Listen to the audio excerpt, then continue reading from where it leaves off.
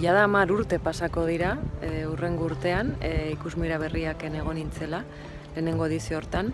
Eta ni batez be, oroitzapen politena nietzako da beste golearrekin bizitakoa, ez? Esperientzia osoa, zentzua izan zuen baita ere, bai nire proiektua eta nire egunerokotasuna beraiekin konpartitu nuelako, eta beraien proiektuekin, beraien pelikulekin.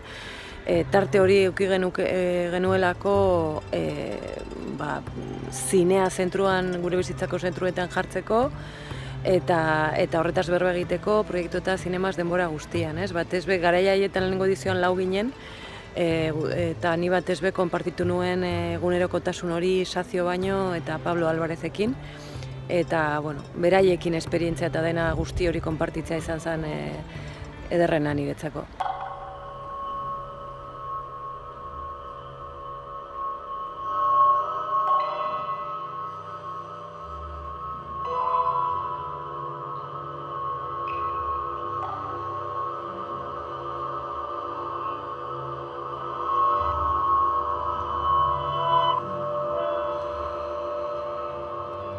Lehenengo edizioa izan da, nik uste deno ginela pixkat kuriosidadearekin, zer izango zen ikusmira berriak, ez zegoen aurrekaririk, eta hastapenetan zegoen dana, ez?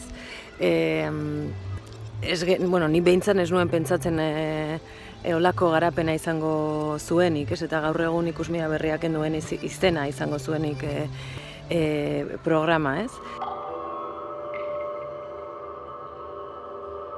Mugadetzen da pausoa estrenatu zen 2018an Xixoneko Festivalean.